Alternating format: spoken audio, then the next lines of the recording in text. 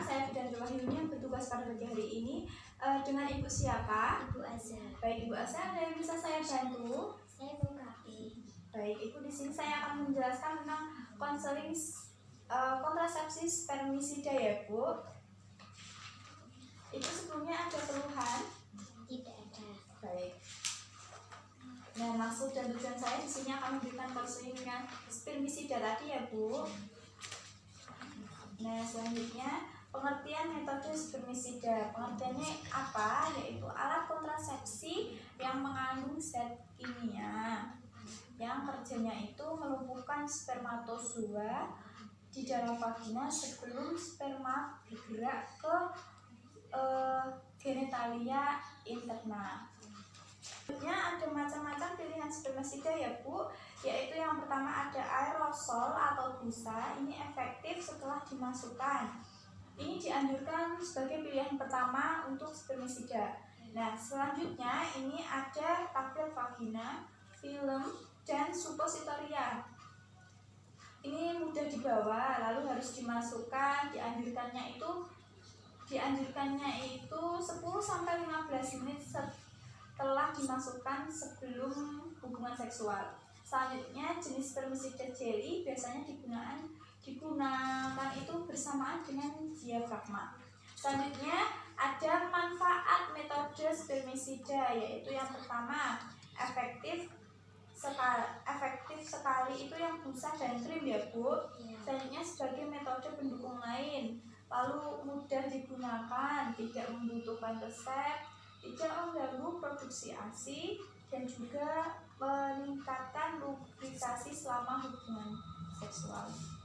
Selanjutnya itu ada manfaat metode spermisida. Selanjutnya ada kerugian spermisida ya, Bu. Ya.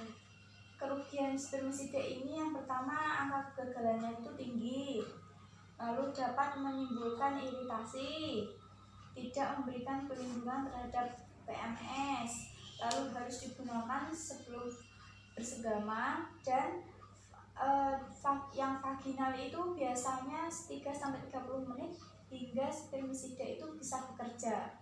Lalu dapat karena dimasukkan ke dalam vagina, biasanya wanita jarang yang menggunakannya.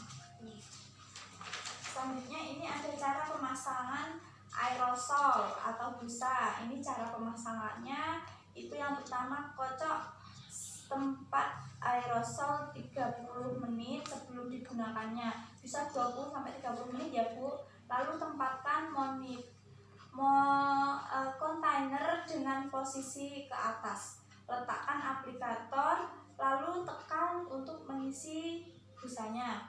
Selanjutnya masukkan aplikator ke dalam vagina dengan posisi berbaring, lalu dorong busa sampai keluar ya, Bu.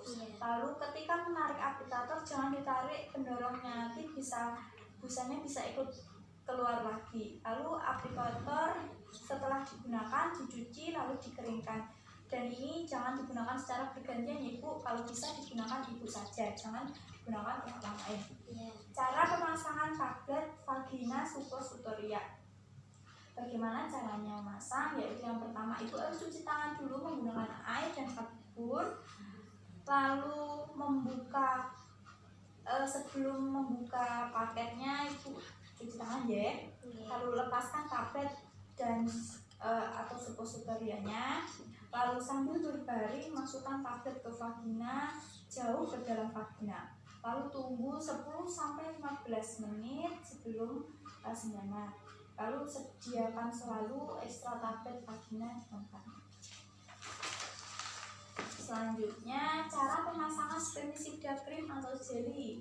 Ini caranya bagaimana? Yang pertama, masukkan krim ke dalam aplikator dengan penuh ya, Bu.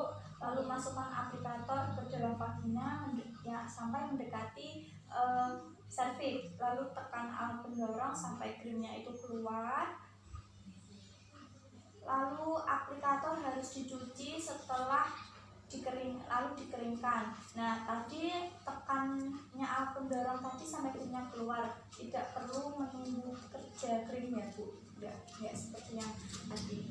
Lalu agar mudah membersihkannya, pisahkan alat-alat di bagian-bagian alatnya.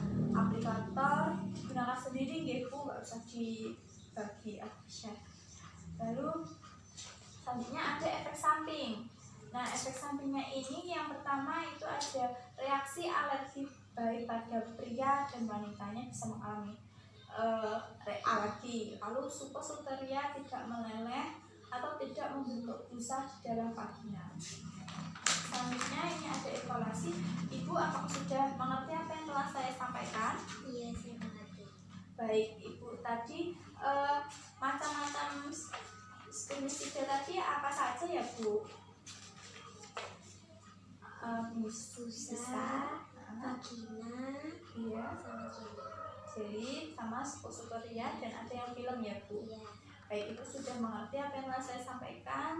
Terima kasih, semoga konseling ini bermanfaat bagi Ibu.